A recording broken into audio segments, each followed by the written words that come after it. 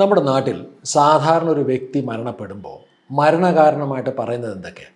കൂടുതലും പറയുന്നത് ഹൃദ്രോഗം മൂലം മരണപ്പെട്ടു, അല്ലെങ്കിൽ പക്ഷാഘാതം മൂലം മരണപ്പെട്ടു, ക്യാൻസർ മൂലം മരണപ്പെട്ടു, ചിലപ്പോൾ അൽസിമേഴ്സോ പാർക്കിൻസൺസ് ഡിസീസ് മൂലമോ ഒക്കെ മരണപ്പെട്ടു എന്ന് പറയാറുണ്ട്. പക്ഷേ പ്രമേഹം മൂലം ഒരു വ്യക്തി മരണപ്പെട്ടു എന്ന് പറയുന്നത് സാധാരണയല്ല. എന്തിന്? ഇൻസുലിൻ റെസിസ്റ്റൻസ് ആണ് മരണകാരണം എന്ന് പറയുന്നത് ഒട്ടും സാധാരണയല്ല.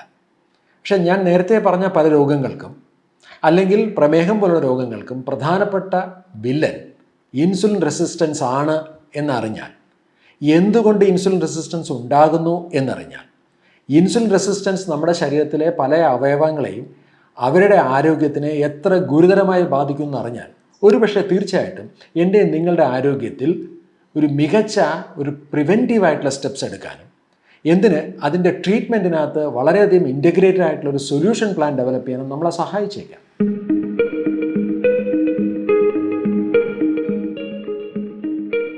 ഒരു മരണഭയം ഉണ്ടാക്കുന്ന ഒരു രോഗമൊന്നുമല്ല ഇന്ന് പ്രമേഹം. ഇതിൻ്റെ പ്രധാനപ്പെട്ട കാരണം ഇന്ന് നമ്മളെ സംബന്ധിച്ച് പ്രത്യേകിച്ചും നമ്മുടെ സമൂഹത്തിൽ ഒരു നല്ലൊരു പ്രമേഹ സാക്ഷരത ഉണ്ട് എന്ന് നമുക്ക് പറയാം. ഇത് നമ്മളുടെ ഒരു മെഡിക്കൽ സയൻസിൻ്റെ വലിയൊരു അഡ്വാൻറ്റേജാണ്, ഒരു വലിയൊരു നേട്ടമാണ്. ഇപ്പോൾ പ്രമേഹം എങ്ങനെ നേരത്തെ തിരിച്ചറിയാം, ഇനി തിരിച്ചറിഞ്ഞാൽ തന്നെ എന്തൊക്കെ ചികിത്സകളാണ് നമുക്ക് ലഭ്യമായിട്ടുള്ളത്, ഏത് ഡോക്ടറെ കാണണം, എത്ര നാൾ മരുന്ന് കഴിക്കണം, പ്രമേഹത്തെ എങ്ങനെ നന്നായിട്ട് മാനേജ് ചെയ്ത് കൊണ്ടുപോകാം. ഒരു പക്ഷേ 20, 30, 40 വർഷം, ഒരു പക്ഷേ ജീവിതകാലം അവസാനം വരെ പ്രമേഹത്തെ വളരെ സാമർഥ്യത്തോടെ നിയന്ത്രിച്ചു കൊണ്ടുപോകുന്ന ഒരു മെഡിക്കൽ ന്യൂസുകൾ നമ്മളിന്ന് സാധാരണ കേൾക്കാറുണ്ട്. അതുകൊണ്ട് നമുക്കാർക്കും പ്രമേഹത്തെ വലിയ ഭയമൊന്നുമില്ല. നമ്മൾ ഇന്ന് എന്താണ് ശരിക്കും ആക്ച്വലി ഇൻസുലിൻ റെസിസ്റ്റൻസ്? ഈ ഇൻസുലിൻ റെസിസ്റ്റൻസ് മൂലം പ്രമേഹം മാത്രമാണ് ഉണ്ടാകുന്നത്, അതോ ഇൻസുലിൻ റെസിസ്റ്റൻസ് നമ്മുടെ ശരീരത്തിലെ വളരെ പ്രധാനപ്പെട്ട പല ആന്തരിക അവയവങ്ങൾക്കും ഗുരുതരമായിട്ടുള്ള കേടുപാടുകൾ ഉണ്ടാകുന്നുണ്ടോ എന്നുള്ള വിഷയമാണ് ചർച്ച ചെയ്യുന്നത്. എന്താണ് ഈ ഇൻസുലിൻ? ചില ആൾക്കാരെങ്കിലും സംബന്ധിച്ച് ഇപ്പോഴും ഇൻസുലിൻ ഒരു മരുന്നാണ്. അതിൻ്റെ പ്രധാനപ്പെട്ട കാരണം ഈ ടൈപ്പ് 1 ഡയബറ്റീസിലും ടൈപ്പ് 2 ഡയബറ്റീസിലും ചികിത്സയ്ക്ക് വേണ്ടി പലരും ഇൻസുലിൻ ഉപയോഗിക്കുന്നത് കണ്ടതുകൊണ്ടാകാം ചിലപ്പോൾ ഇൻസുലിൻ മരുന്നെന്ന് തെറ്റിദ്ധരിക്കപ്പെടുന്നത്. ഇൻസുലിൻ നമ്മുടെ ശരീരത്തിലെ പാൻക്രിയാസ് എന്ന ഗ്രന്ഥി, അതിലെ ബീറ്റാ സെൽസ് ഉൽപ്പാദിപ്പിക്കുന്ന ഒരു ഹോർമോണാണ് ഇൻസുലിൻ. 1950കളിൽ സമൂഹത്തിൽ വെറും 1-2% പേർക്ക് മാത്രമായിരുന്നു പ്രമേഹം. പക്ഷേ ഇപ്പോൾ നോക്കിയാൽ 40 വയസ്സ് കഴിഞ്ഞ ആൾക്കാരിൽ ഏകദേശം മോർ ദാൻ 30%, 30%-ലധികം ആൾക്കാർക്ക് ഈതർ പ്രീ ഡയബറ്റീസ് അല്ലെങ്കിൽ ഡയബറ്റീസ് ഇന്നുള്ള അവസ്ഥയാണ്. അപ്പോൾ ഈ വിഷയത്തിൻ്റെ പ്രസക്തി കൂടുകയാണ്. ഇൻസുലിൻ നമ്മുടെ ശരീരത്തിലൊരു മാസ്റ്റർ മെറ്റബോളിക് ഹോർമോണാണെന്ന് പറഞ്ഞു. അതായത് നമ്മളുടെ ശരീരത്തിലെ ഊർജ്ജ സന്ധാരണ പ്രവർത്തനങ്ങളുമായിട്ട് ബന്ധപ്പെട്ട് കോശങ്ങളുടെ തലത്തിൽ നോക്കിക്കഴിഞ്ഞാൽ പല സൂക്ഷ്മമായിട്ടുള്ള പ്രവർത്തനങ്ങളും നടത്തുന്നത് ഇൻസുലിനാണ്. ഇപ്പോൾ ഉദാഹരണത്തിന് നമ്മൾ കഴിക്കുന്ന ഭക്ഷണത്തിൽ പലതരത്തിലുള്ള പോഷകങ്ങളുണ്ട്. എല്ലാവർക്കും അറിയാം, അന്നജമുണ്ട്, പ്രോട്ടീനുണ്ട്, ഫാറ്റുണ്ട്. ഇതിൻ്റെയൊക്കെ അടിസ്ഥാന പോഷകങ്ങളെ ശരിയായ രീതിയിൽ കൈകാര്യം ചെയ്യണമെന്നുണ്ടെങ്കിൽ ഇൻസുലിൻ ആവശ്യമാണ്. ഇൻസുലിൻ നമ്മുടെ ശരീരത്തിലെ എല്ലാ കോശങ്ങൾക്കും ഇൻസുലിൻ റിസപ്റ്ററുകളുണ്ട്. അതായത് കോശങ്ങളുടെ പ്രതലത്തിൽ ഇൻസുലിൻ കണക്ട് ചെയ്യാൻ വേണ്ടി, ഇൻസുലിൻ വന്ന് സംബന്ധിക്കാൻ വേണ്ടിയിട്ടുള്ള സ്പെസിഫിക് ആയിട്ടുള്ള കണക്ഷൻ പോയിന്റുകളുണ്ട്. ഇതിനെ വിളിക്കുന്നത് ഇൻസുലിൻ റിസപ്റ്റർ എന്നാണ്. ഈ വിഷയത്തെ സംബന്ധിച്ച് നമ്മൾ ഈ ചാനലിൽ തന്നെ പലതവണ സംസാരിച്ചിട്ടുണ്ട്. ഇതുമായിട്ട് ബന്ധപ്പെട്ടുള്ള ചില വീഡിയോ ലിങ്കുകൾ ഞാനിവിടെ ഷെയർ ചെയ്യാം. അല്ലെങ്കിൽ യൂട്യൂബിൽ നോക്കിക്കഴിഞ്ഞാൽ ഇൻസുലിൻ്റെ ആക്ഷനെക്കുറിച്ചിട്ടുള്ള രസകരമായിട്ടുള്ള അനിമേറ്റഡ് വീഡിയോസ് നിങ്ങൾക്ക് കാണാൻ സാധിക്കും. എനിവേ, നമ്മുടെ ശരീരത്തിലെ എല്ലാ കോശങ്ങൾക്കും ഇൻസുലിനോട് പ്രതിപത്തിയുണ്ട്. അതായത് ഇൻസുലിനോട് പ്രേമമുണ്ട്, പ്രണയമുണ്ട്. എല്ലാ കോശങ്ങളിലും അതിൻ്റെ റിസപ്റ്റേഴ്സ് ഉണ്ട്. അത് പേശികളായിക്കോട്ടെ, ഹൃദയമായിക്കോട്ടെ, തലച്ചോറായിക്കോട്ടെ, കരളായിക്കോട്ടെ, പാൻക്രിയാസ് ആയിക്കോട്ടെ, കൊഴുപ്പിൻ്റെ കോശങ്ങളായിക്കോട്ടെ, എല്ലാ കോശങ്ങൾക്കും ഇൻസുലിനുമായിട്ട് കണക്റ്റഡാണ്. ഇൻസുലിനോട് പ്രണയമുണ്ട്. അപ്പോൾ എന്താണ് ഇൻസുലിൻ റെസിസ്റ്റൻസ്? വേണമെങ്കിൽ നമുക്ക് ഇൻസുലിനോടൊരു വിരക്തി അല്ലെങ്കിൽ ഒരു മടുപ്പ് എന്ന് വേണമെങ്കിൽ പറയാം. എന്തുകൊണ്ട് ഇൻസുലിൻ റെസിസ്റ്റൻസ് ഉണ്ടാവും? പല കാരണമുണ്ട്. അതിൽ ഏറ്റവും പ്രധാനപ്പെട്ട കാരണം ഒരുപാട് സമയം ഈ ഇൻസുലിൻ റിസപ്റ്ററുമായിട്ട് അടുത്തിരിക്കുന്നത് കൊണ്ട് തന്നെയാണ്. കൂടുതൽ സമയം എൻഗേജ് ചെയ്തുകൊണ്ടാണ്. നമ്മൾ പറയാറില്ലേ, കണ്ട് മടുത്തു എന്ന് പറയുന്നത് പോലെ ഇൻസുലിൻ അമിതമായി എൻഗേജ് ചെയ്യുമ്പോൾ ഇൻസുലിൻ റിസപ്റ്ററുകൾക്ക് ആക്ടിവേഷൻ നടക്കാതെ വരുന്നതിനെയാണ് ഇൻസുലിൻ റെസിസ്റ്റൻസ് എന്ന് പറയുന്നത്. നമുക്ക് കുറച്ചുകൂടി എൻ്റെ ബയോകെമിസ്ട്രി ഒന്ന് പരിശോധിച്ച് നോക്കാം.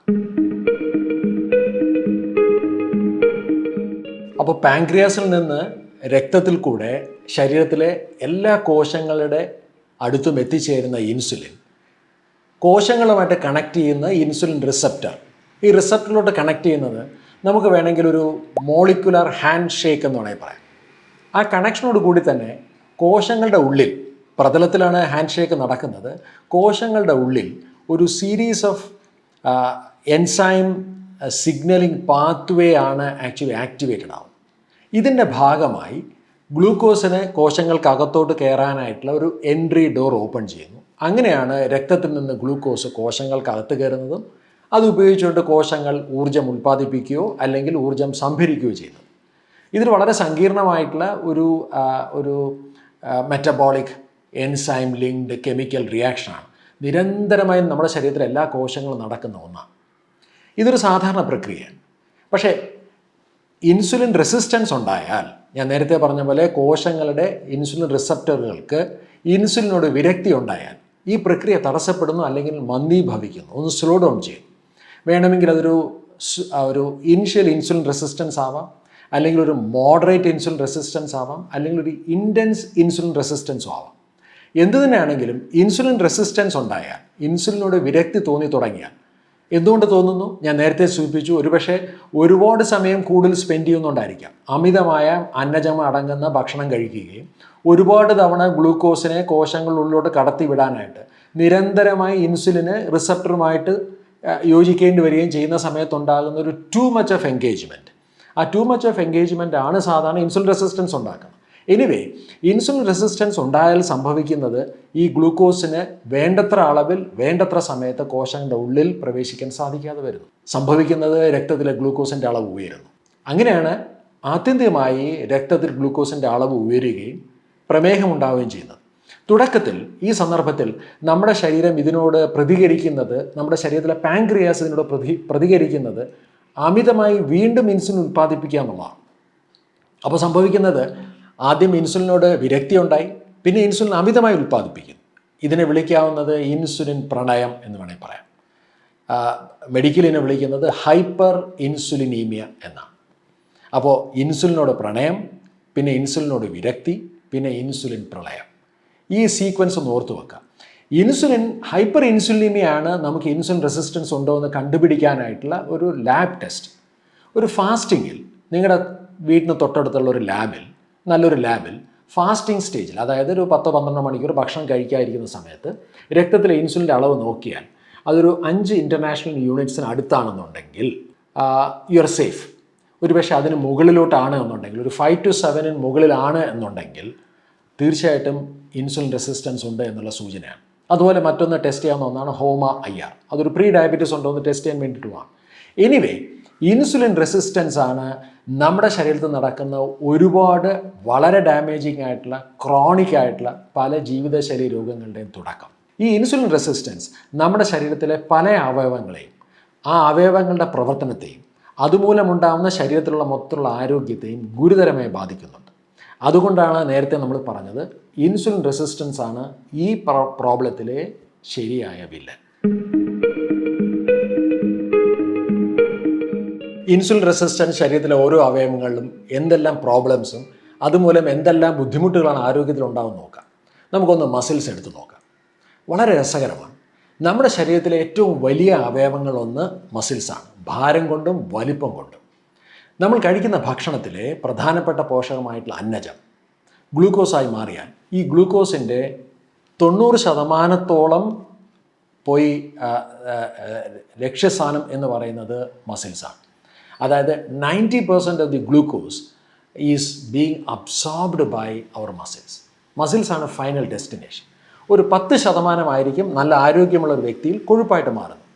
സപ്പോസ് ഇൻസുലിൻ റെസിസ്റ്റൻസ് ഉണ്ട് എന്നുണ്ടെങ്കിൽ പേശികൾക്ക് വേണ്ടത്ര അളവിൽ ഗ്ലൂക്കോസിനെ ഉള്ളിലോട്ട് എടുക്കാൻ കഴിയാതെ വരും.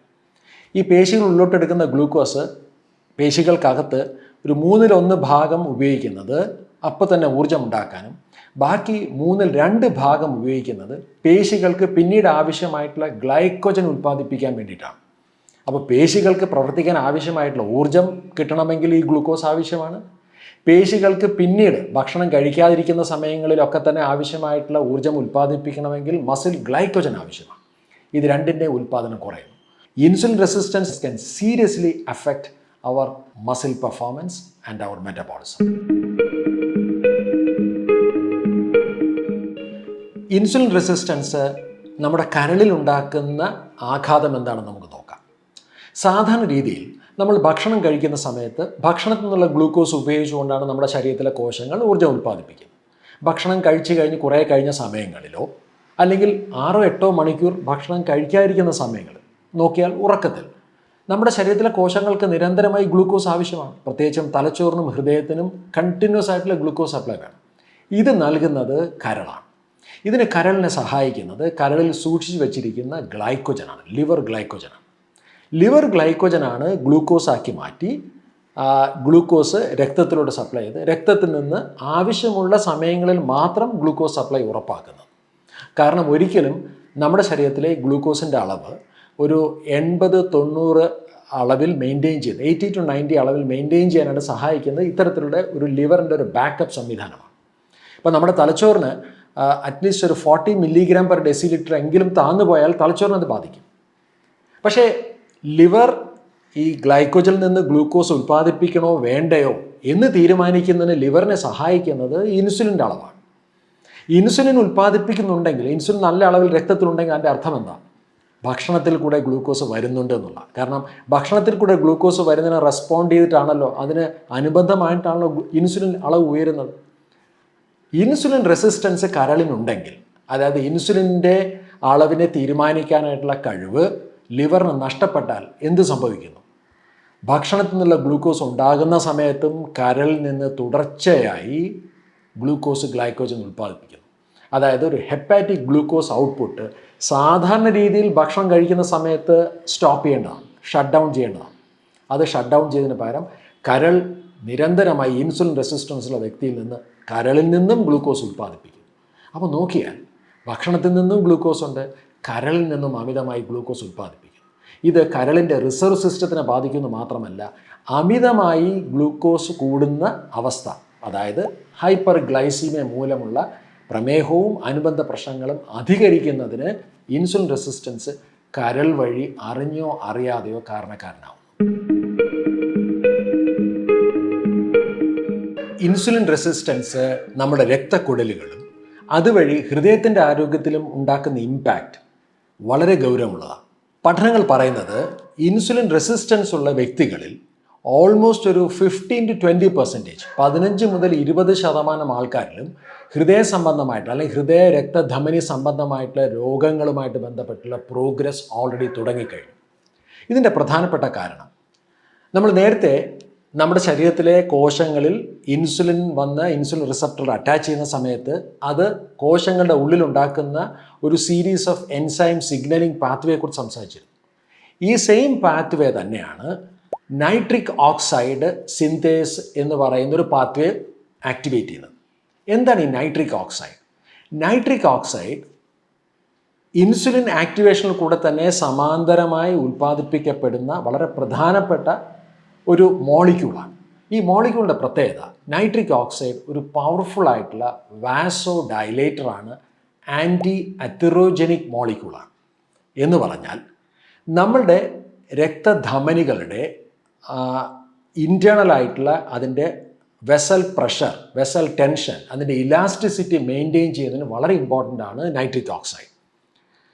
നൈട്രിക് ഓക്സൈഡിൻ്റെ ഉൽപ്പാദനം ഇൻസുലിൻ റെസിസ്റ്റൻസ് ഉള്ള വ്യക്തികളിൽ സീരിയസ്ലി അഫക്റ്റഡ് ആണ്. അങ്ങനെയാണെങ്കിൽ രക്തധമനികളുടെ ഡയലേറ്ററി ഇഫക്ട്സിനെ അത് അഫക്റ്റ് ചെയ്യുന്നു. ഇത് ഭാവിയിൽ ഗൗരവമുള്ള വെസൽ ഡിസീസിനും അതുവഴി ഹാർട്ട് ഡിസീസ് ഉണ്ടാക്കാനുള്ള സാധ്യത വളരെ കൂടുതലാണ്. അപ്പോൾ അങ്ങനെ നോക്കിയാൽ ഇൻസുലിൻ റെസിസ്റ്റൻസിന് ഹൃദയ സംബന്ധമായിട്ടുള്ള രോഗങ്ങളുമായിട്ട് വളരെ അടുത്ത ബന്ധമാണുള്ളത്. ഇത് ഗൗരവമുള്ള ഒരു മെഡിക്കൽ വിഷയമാണ്. ഇൻസുലിൻ റെസിസ്റ്റൻസും ബ്രെയിൻ ഹെൽത്തും തമ്മിലും വളരെ അടുത്ത ബന്ധമുണ്ട്. നമ്മുടെ ബ്രെയിൻ അതിൻ്റെ ഫങ്ഷൻസിൽ വളരെ വളരെ ഇമ്പോർട്ടൻ്റ് ആയിട്ടുള്ള റോളുള്ള ഒന്നാണ് ഗ്ലൂക്കോസ്. 1960കളിൽ ഹാർവാർഡ് യൂണിവേഴ്സിറ്റിയിൽ നടന്ന ഒരു 40 day സ്റ്റാർവേഷൻ സ്റ്റഡിയുണ്ട്. അതായത് ഒരു ഭക്ഷണവും കഴിക്കാതെ 40 ദിവസത്തോളം പട്ടിണി കിടക്കുക, ഭക്ഷണം കഴിക്കാതെ ഉള്ളൊരു ഗ്രൂപ്പിൻ്റെ സ്റ്റഡിയാണ്. ആ സ്റ്റഡിയിൽ സാധാരണ രീതിയിൽ നമുക്ക് നമ്മുടെ ശരീരത്തിന് ഭക്ഷണത്തിൽ കൂടെ വേണ്ടത്ര ഊർജ്ജവും ഗ്ലൂക്കോസും മറ്റു പോഷകവും കിട്ടിയില്ലെങ്കിൽ നമ്മുടെ ശരീരത്തിലെ റിസർവ് ഭക്ഷണത്തെയാണ് ആശ്രയിക്കുന്നത്. അത് കൊഴുപ്പാവാം, പേശികളാവാം. ഏകദേശം ഒരു 6-7 ദിവസം കഴിയുമ്പോൾ തന്നെ ശരീരം ഗ്ലൂക്കോസിൽ നിന്ന് ഊർജ്ജം ഉൽപ്പാദിപ്പിക്കുന്ന അവസ്ഥയിൽ നിന്ന് നിവൃത്തികേട് കൊണ്ട് കൊഴുപ്പിൽ നിന്നും ഊർജ്ജം ഉൽപ്പാദിപ്പിക്കുന്ന അവസ്ഥയിലോട്ട് പതുക്കെ മാറും. ഇതിനെ വിളിക്കുന്നത് സ്റ്റാർവേഷൻ കീറ്റോസിസ് എന്ന് പറയുന്നത്. കാരണം അവിടെ ഊർജ്ജത്തിന് വേണ്ടി ശരീരം ആശ്രയിക്കുന്നത് കീറ്റോൺ ബോഡീസാണ്. അത് ഫാറ്റിൽ നിന്നാണ് കിട്ടുന്നത്. നോർമലി ആ രീതിയിൽ പ്രവർത്തിക്കുന്ന സമയത്ത് പോലും ഈ വ്യക്തികളിൽ, ഈ ഗ്രൂപ്പിൽ നടത്തിയ സ്റ്റഡിയിൽ നിന്ന് മനസ്സിലാവുന്നത് 40 ദിവസം കഴിഞ്ഞിട്ട് പോലും നമ്മുടെ ശരീരത്തിലെ തലച്ചോറിൻ്റെ ഊർജ്ജ ഉൽപ്പാദനത്തിന് വേണ്ടി ഏകദേശം 1/3 ഇപ്പോഴും ആശ്രയിക്കുന്നത് ശരീരത്തിൽ നിന്നുള്ള ഗ്ലൂക്കോസിനെ തന്നെയാണ്. ശരീരത്തിൽ റിസർവ് ചെയ്തിട്ടുള്ള ഗ്ലൂക്കോസിൽ നിന്ന് തന്നെയാണ്. അപ്പോൾ നമ്മുടെ തലച്ചോറിലെ കോശങ്ങൾക്ക് ഗ്ലൂക്കോസ് അത്രമാത്രം പ്രാധാന്യമുള്ളതാണ്. പക്ഷേ സപ്പോസ് അമിതമായ ഇൻസുലിൻ മൂലം, ഇൻസുലിൻ റെസിസ്റ്റൻസ് മൂലം നമ്മുടെ തലച്ചോറിലെ കോശങ്ങൾക്ക് വേണ്ടത്ര അളവിൽ ഗ്ലൂക്കോസ് കിട്ടാതിരിക്കുന്നൊരവസ്ഥ വന്നാലോ, ഈ അവസ്ഥയെ വിളിക്കുന്നതാണ് ബ്രെയിൻ ഡയബറ്റീസ്. ഇന്ന് അൽസിമേഴ്സ് പോലുള്ള ന്യൂറോ ഡീജനറേറ്റീവ് ഡിസീസസും ഇൻസുലിൻ റെസിസ്റ്റൻസ് തമ്മിൽ വളരെയധികം ഗൗരവമുള്ള ബന്ധമുണ്ട് എന്ന് കണ്ടെത്തിയിട്ടുണ്ട്. ഇന്ന് അൽസിമേഴ്സ് ഡിസീസിനെ ടൈപ്പ് 3 ഡയബറ്റീസ് എന്ന് വിളിക്കാൻ തുടങ്ങിയിരിക്കുന്നു. ഇൻസുലിൻ റെസിസ്റ്റൻസ് നമ്മുടെ ശരീരത്തിലെ കൊഴുപ്പ്, അഡിപ്പോസ് ടിഷ്യൂയിൽ ഉണ്ടാക്കുന്നത് ഇതിലും രസകരമായിട്ടുള്ള സങ്കീർണമായിട്ടുള്ള ഇമ്പാക്റ്റാണ്. സാധാരണ രീതിയിൽ നമ്മുടെ ശരീരത്തിൽ അമിതമായി എത്തിച്ചേരുന്ന ഊർജ്ജം സംഭരിച്ചു വെക്കാനായിട്ടുള്ളൊരു മാർഗ്ഗമാണല്ലോ ശരീരത്തിലെ കൊഴുപ്പ്. കൊഴുപ്പ് നമ്മുടെ ശരീരത്തിന് ആവശ്യമാണ്. ഇത്തരത്തിലുള്ളൊരു ഫാറ്റ് പ്രൊഡക്ഷനെ ഹെൽപ്പ് ചെയ്യുന്നത് ഇൻസുലിനാണ്. ഇൻസുലിൻ ഒരു ഫാറ്റ് പ്രൊഡ്യൂസിങ് ഹോർമോണാണ്. പക്ഷേ ഭക്ഷണം കഴിക്കുന്ന സമയത്ത് ശരീരത്തിൽ ഊർജ്ജം കിട്ടാനായിട്ട് നമുക്ക് ഭക്ഷണമുണ്ട് എന്നുള്ള സന്ദർഭത്തിൽ ഫാറ്റ് ഉപയോഗിക്കാറില്ല. അപ്പോൾ ഇൻസുലിൻ ശരിക്കും ഫാറ്റിനെ ഉൽപ്പാദിപ്പിക്കാനും സഹായിക്കുന്നുണ്ട്. അതേ സമയത്ത് അനാവശ്യമായ സന്ദർഭങ്ങളിൽ ഫാറ്റിനെ ഉപയോഗിക്കുന്നതിനും വിലക്കാറുണ്ട്. So insulin is a fat producing hormone. At the same time, insulin can also inhibit oxidation of fat. സാധാരണ ഫാറ്റ് ഓക്സിഡൈസ് ചെയ്ത് കഴിഞ്ഞാൽ ഫ്രീ ഫാറ്റി ആസിഡും ഗ്ലിസറോളായിട്ട് മാറി അതിൽ നിന്നാണ് ഊർജ്ജം ഉൽപ്പാദിപ്പിക്കുന്നത്. ഒരു വ്യക്തിയിൽ ഇൻസുലിൻ റെസിസ്റ്റൻസ് ഉണ്ടെങ്കിൽ അദ്ദേഹം ഭക്ഷണം കഴിക്കുന്ന സമയത്ത് പോലും ഇൻസുലിൻ റെസിസ്റ്റൻസ് മൂലം അദ്ദേഹത്തിൻ്റെ കൊഴുപ്പിൽ നിന്ന് നിരന്തരമായി ഫ്രീ ഫാറ്റി ആസിഡ്സും ഗ്ലിസറോളും രക്തത്തിലോട്ട് വന്നുകൊണ്ടേയിരിക്കും. അതായത് ഇൻസുലിന് ആ ഇൻഹിബിറ്റ് ചെയ്യാനുള്ള കഴിവ് ഇൻസുലിൻ റെസിസ്റ്റൻസ് മൂലം നഷ്ടപ്പെടുന്നു.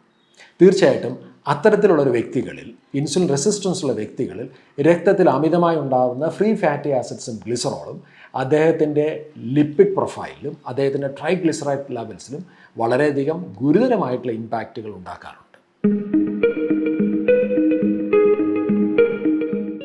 ഇനി ഇൻസുലിൻ റെസിസ്റ്റൻസ് നമ്മുടെ ശരീരത്തിലെ ഇൻസുലിൻ ഉൽപ്പാദിപ്പിക്കുന്ന അവയവമായിട്ടുള്ള പാൻക്രിയാസിനെ വരെ എങ്ങനെ ബാധിക്കും നോക്കാം. ഇൻസുലിൻ റെസിസ്റ്റൻസ് മൂലം ശരീരത്തിൻ്റെ ഒരു പ്രതികരണം എന്ന് പറയുന്നത് ഹൈപ്പർ ഇൻസുലിനീമിയ എന്ന് നമ്മൾ നേരത്തെ സംസാരിച്ചു. അതായത് ഇൻസുലിൻ ഒരുപാട് ഉൽപ്പാദിപ്പിച്ചുകൊണ്ടാണ് ഇതിനെ കോമ്പൻസേറ്റ് ചെയ്യാൻ ശരീരം ശ്രമിക്കുന്നത്. ഇതൊരു വളരെയധികം ഒരു പാരഡോക്സ് സിറ്റുവേഷനാണ്. നോക്കിക്കഴിഞ്ഞാൽ ഒരു ഭാഗത്ത് ഇൻസുലിൻ ധാരാളം ഉൽപ്പാദിപ്പിക്കുന്നുണ്ട്. പക്ഷേ ഈ ധാരാളം ഉൽപ്പാദിപ്പിക്കുന്ന ഇൻസുലിൻ കൊണ്ട് ശരീരത്തിലെ ഗ്ലൂക്കോസിൻ്റെ അളവിനെ നിയന്ത്രിക്കാൻ സാധിക്കുന്നില്ല. അതായത് ഇൻസുലിൻ പ്രവർത്തനക്ഷമമല്ല. അപ്പോൾ ഇൻസുലിൻ ഉണ്ട്, എന്നാൽ ഇൻസുലിൻ പ്രവർത്തിക്കുന്നില്ല. ഇൻസുലിൻ പ്രവർത്തിക്കാത്തത് കൊണ്ട് വീണ്ടും ശരീരം ഇൻസുലിൻ ഉൽപ്പാദിപ്പിച്ചുകൊണ്ടിരിക്കും. നമ്മൾ സാധാരണ പറയാറുണ്ട്, ഇഷ്ടം പോലെ വെള്ളമുണ്ട് പക്ഷേ കുടിക്കാൻ ഒട്ടും കഴിയുന്നില്ല എന്ന് പറഞ്ഞതുപോലത്തെ ഒരു അവസ്ഥയാണ്. എന്തു തന്നെയാണെങ്കിലും ഇത് നിരന്തരമായി, ഒരുപക്ഷെ പ്രമേഹം ഉണ്ടാകുന്നതിന് 5-10 വർഷം മുമ്പ് തന്നെ ഇൻസുലിൻ റെസിസ്റ്റൻസും ഹൈപ്പർ ഇൻസുലിനും ഉണ്ട് എന്ന് ഇന്ന് ഇഷ്ടംപോലെ ക്ലിനിക്കൽ സ്റ്റഡീസ് നമുക്കിന്ന് അവൈലബിൾ ആണ്. ഇതുകൊണ്ട് സംഭവിക്കുന്നത് പാൻക്രിയാസിൻ്റെ ബീറ്റാ കോശങ്ങൾ നിരന്തരമായി പ്രവർത്തിച്ചുകൊണ്ട് ബീറ്റാ കോശങ്ങൾ ഫറ്റീഗ് ഉണ്ടാകുന്നു. അതായത് ബീറ്റാ കോശങ്ങൾ ക്ഷീണിക്കുന്നു. ആദ്യമായി എന്ത് സംഭവിക്കുന്നു? അതിൻ്റെ ഇൻസുലിൻ ഉൽപ്പാദിപ്പിക്കാനുള്ള കഴിവ് തന്നെ നഷ്ടപ്പെടുന്നു. സോ ബീറ്റാ സെൽസിൻ്റെ ഇൻസുലിൻ പ്രൊഡക്ഷൻ കപ്പാസിറ്റി തന്നെ ഫൈനലി ഡീറെയിൽഡ് ആവും. അതുകൊണ്ടാണ് പലപ്പോഴും പ്രമേഹത്തിൻ്റെ 2ാം ഘട്ടത്തിൽ, പ്രമേഹത്തിൻ്റെ അവസാന ഘട്ടത്തിൽ ആ വ്യക്തിക്ക് തുടക്കത്തിൽ ഒരുപക്ഷെ ഇൻസുലിൻ റെസിസ്റ്റൻസും ഹൈപ്പർ ഇൻസുലിനീമിയും പ്രീ ഡയബറ്റീസും ഡയബറ്റീസും ആവാം. അവസാനം പാൻക്രിയാസ് തന്നെ പ്രവർത്തന ക്ഷമത കുറഞ്ഞ് ബീറ്റാ സെൽസിൻ്റെ പ്രവർത്തനം കുറഞ്ഞ് ഇൻസുലിൻ ഉൽപ്പാദിപ്പിക്കാനുള്ള കുറഞ്ഞ് എത്തിച്ചേരുന്ന അവസ്ഥയാണ് ഡബിൾ ഡയബറ്റീസ്. അപ്പോൾ സംഭവിക്കുന്നത് പുറത്തുനിന്ന് ഇൻസുലിൻ കൊടുക്കേണ്ടതായിട്ട് വരും, എക്സോജിനസ് ആയിട്ടുള്ള ഇൻസുലിൻ നൽകേണ്ടതായിട്ട് വരും. അവിടെയും ഒരു പ്രശ്നമുണ്ട്. ഞാൻ നേരത്തെ സൂചിപ്പിച്ചു, ഒരു 40 യൂണിറ്റിന് മുകളിലൊക്കെ ഇൻസുലിൻ ഡിപ്പെൻഡ് ചെയ്യേണ്ടി വരുന്ന പ്രമേഹ രോഗികളിൽ നേരത്തെ പറഞ്ഞ നൈട്രിക് ഓക്സൈഡിൻ്റെ പ്രൊഡക്ഷനെ അത് ഗൗരവമായിട്ട് ബാധിക്കും. ഹൈപ്പർ ഇൻസുലിനിമ മൂലമുള്ള മറ്റു പ്രശ്നങ്ങളുണ്ടാകും. ഇത് പരിഹരിക്കപ്പെടാൻ പറ്റാത്ത, ഊരിയെടുക്കാൻ പറ്റാത്ത ഒരു ഊരാക്കുടുക്കിലോട്ട് പലരെയും എത്തിച്ചേർക്കുന്നുണ്ട്.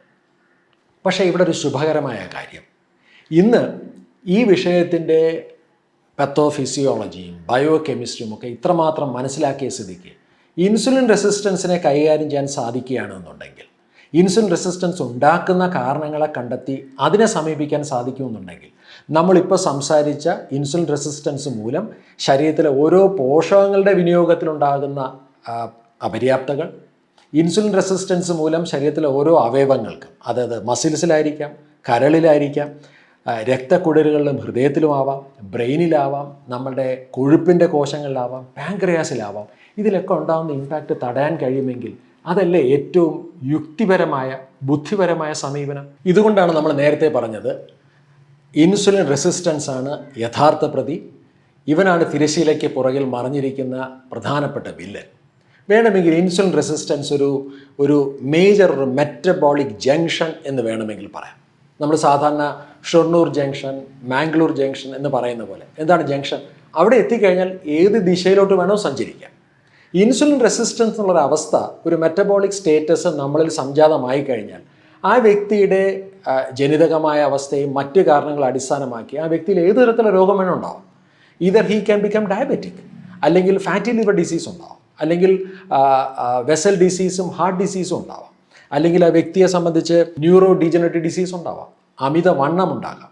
ഏത് സ്ഥലത്തോട്ട് വേണോ ആ വ്യക്തിയുടെ മെറ്റബോളിസത്തിന് വേണമെങ്കിൽ തിരിയാൻ സാധിക്കും. So insulin resistance is a key area that we need to address in correcting metabolic disorders. അപ്പോൾ ഇത്രയും സമയം പറഞ്ഞത് വളരെ ഗംഭീരമായിട്ടുള്ള ആശയങ്ങളാണ്. പക്ഷേ ഈ ആശയത്തിനെ അടിസ്ഥാനമാക്കി നമുക്ക് എന്ത് കാര്യമാണ് ചെയ്യാൻ കഴിയുന്നത്, എന്ത് ആക്ഷൻ നമുക്ക് എടുക്കാൻ സാധിക്കുക? ഈ പറയുന്ന സയൻറ്റിഫിക് ആയിട്ടുള്ള ആക്ടിവിറ്റീസിനെയൊക്കെ മനസ്സിലാക്കി, അതായത് പ്രമേഹവും ഫാറ്റി ലിവർ ഡിസീസും കാർഡിയോവാസ്കുലർ ഡിസീസും ഹൈപ്പർ ടെൻഷനും ഡിസ്ലിപ്പിഡീമിയയും അതുപോലെ തന്നെ ട്രൈഗ്ലിസറൈഡ്സിൻ്റെ അളവ് കൂടുതലും തുടങ്ങിയിട്ടുള്ളതൊക്കെ തന്നെ ശരിക്കും പറഞ്ഞാൽ തൊണ്ടി മുതലുകളാണ്. യഥാർത്ഥ പ്രതി അതല്ല. പ്രതിയായ ഇൻസുലിൻ റെസിസ്റ്റൻസിനെ അഡ്രസ്സ് ചെയ്യുന്നത് എങ്ങനെ ആയിരിക്കണം എന്നുള്ളതിനെ കുറിച്ചിട്ടാണ് ഇന്ന് ഗ്ലോബലി നടക്കുന്ന മെറ്റബോളിക് ഡിസോർഡേഴ്സിൻ്റെ ട്രീറ്റ്മെൻറ്റ് നടക്കുന്ന ചർച്ച. ഇപ്പം നമ്മൾ സംസാരിച്ച ഇൻസുലിൻ റെസിസ്റ്റൻസുമായിട്ട് ബന്ധപ്പെട്ട് അതിൽ നിന്ന് പ്രമേഹവും അതുപോലത്തെ മറ്റ് മെറ്റബോളിക് ഡിസോർഡേഴ്സ് കൊണ്ട് എത്തുന്നതായിട്ട് ബന്ധപ്പെട്ടിട്ടുള്ള സയൻസിനെ എല്ലാം കൂടെ പരിഗണിച്ചുകൊണ്ട് ഹാർമണി ഡിസൈൻ ചെയ്തിട്ടുള്ള വളരെ സയൻറ്റിഫിക് ആയിട്ടുള്ള ഒരു പ്രോഗ്രാമാണ് ഡയബെക്സിറ്റ്, എക്സിറ്റ് ഔട്ട് ഓഫ് ഡയബറ്റീസ്. അതായത് ഡയബറ്റീസിൽ നിന്ന് പുറത്ത് കിടക്കുക, റിവേഴ്സ് ചെയ്യാൻ പോകാം. പക്ഷെ ഒരു കാര്യം ശ്രദ്ധിക്കണം, എങ്ങനെയാണോ ഡയബറ്റീസിലോട്ട് കയറിയത് അങ്ങനെ തന്നെ വേണം പുറത്തോട്ട് ഇറങ്ങാൻ. You have to exit the way you entered into diabetes. അപ്പോൾ ഇവിടെ വളരെ പ്രധാനപ്പെട്ട ചില കാര്യങ്ങൾ പ്രാധാന്യമുണ്ട്. ഒന്ന്, അതൊരു വളരെ സയൻറ്റിഫിക് ആയിരിക്കണം, എവിഡൻസ് ബേസ്ഡ് ആയിരിക്കണം. രണ്ട്, അത് കുറച്ചൊരു പേഴ്സണലൈസ്ഡ് ആയിരിക്കണം. കാരണം ഒരു വ്യക്തി ഇൻസുലിൻ റെസിസ്റ്റൻസിലോട്ടും അവിടെ നിന്ന് ഡയബറ്റീസിലോട്ടോ മറ്റു രോഗങ്ങളിലോ എത്തുന്നതിനകത്ത് പല കാരണങ്ങൾ, പല വ്യക്തികൾ പല രീതിയിലായിരിക്കാം. അപ്പോൾ നിങ്ങളിൽ ഏതാണ് പ്രാധാന്യമുള്ളത്, ഏതിനൊക്കെയാണ് മുൻഗണനയുള്ളത് എന്ന് മനസ്സിലാക്കിയിട്ട് വേണം ആ പ്രോഗ്രാമിൻ്റെ ഒരു ഓവറോൾ ആയിട്ടുള്ള സ്ട്രക്ചറും ഫിലോസഫിയും. മറ്റൊന്ന്, ഡെഫിനറ്റ്ലി അതൊരു സസ്റ്റൈനബിൾ ആയിരിക്കണം, അതായത് നിലനിൽക്കുന്ന ഒന്നായിരിക്കണം. ഒരു 3, 4, 5 മാസം ചില കടുത്ത നടപടികൾ ചെയ്ത് കുറച്ച് നേട്ടമുണ്ടാക്കിയിട്ട് അത് നിലനിർത്താൻ പറ്റാതെ പോകുന്നതിനകത്ത് വലിയ അർത്ഥമില്ലാതെ മാത്രമല്ല, ചിലപ്പോൾ നമ്മളിൽ ഉണ്ടാക്കുന്ന നിരാശയായിരിക്കും. അപ്പോൾ ഞാൻ ഇത് നോക്കി കുറച്ചൊക്കെ നടന്നു, പക്ഷേ നിലനിർത്താൻ പറ്റിയില്ല. So it should be sustainable. മറ്റൊരു പ്രധാനപ്പെട്ട കാര്യം, അതൊരു ട്രാൻസ്ഫോർമേറ്റീവ് ആയിരിക്കണം.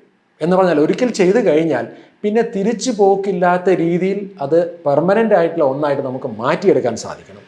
മറ്റൊരു പ്രധാനപ്പെട്ട കാര്യം, അത് എൻജോയബിൾ ആയിരിക്കണം, നമുക്ക് ഇഷ്ടപ്പെടുന്ന ഒന്നായിരിക്കണം.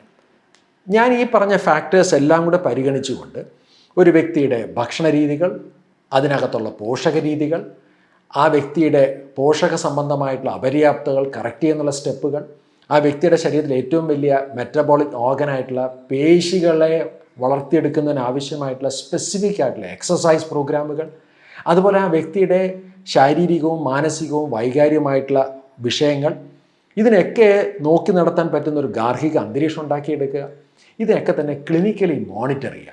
ഇതെല്ലാം കൂടി സംയോജിപ്പിച്ചുകൊണ്ടാണ് ഡയബെക്സിറ്റ് എന്നുള്ളൊരു പ്രോഗ്രാം നമ്മൾ ഡെവലപ്പ് ചെയ്തിട്ടുള്ളത്.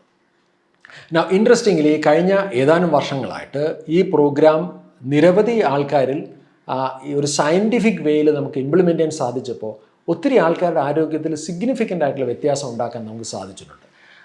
മാത്രമല്ല ഈ പ്രോഗ്രാമുമായിട്ട് ബന്ധപ്പെട്ടുള്ള സ്റ്റഡീസും റിസർച്ചും ഒക്കെ തന്നെ കേരളത്തിലെ വളരെ ക്രെഡൻഷ്യൽസ് ഉള്ള ഓർഗനൈസേഷൻ കണക്ട് ചെയ്തിട്ട് ഹാർമണി ചെയ്തുകൊണ്ടിരിക്കുന്നുണ്ട്. അതായത് പ്രമേഹം എന്ന കഥയിലെ വില്ലൻ ഉയർന്ന രക്തത്തിലെ ഗ്ലൂക്കോസ് അല്ല, മറിച്ച് ഇൻസുലിൻ റെസിസ്റ്റൻസാണ്. അതുകൊണ്ട് തന്നെ ഇൻസുലിൻ റെസിസ്റ്റൻസിനെ സെൻട്രലൈസ് ചെയ്ത് അതിനെ ടാർഗറ്റ് ചെയ്തുകൊണ്ട് അതിനെ പരിഹരിക്കാവുന്ന ഒരു ലൈഫ് സ്റ്റൈൽ മോഡിഫിക്കേഷൻ സയൻറ്റിഫിക്കായിട്ട് ഡിസൈൻ ചെയ്ത് ഇംപ്ലിമെൻ്റ് ചെയ്യാമെന്നുണ്ടെങ്കിൽ ഈ പ്രശ്നത്തെ പൂർണ്ണമായിട്ട് നമുക്ക് പരിഹരിക്കാൻ കഴിയുന്നതേ ഉള്ളൂ.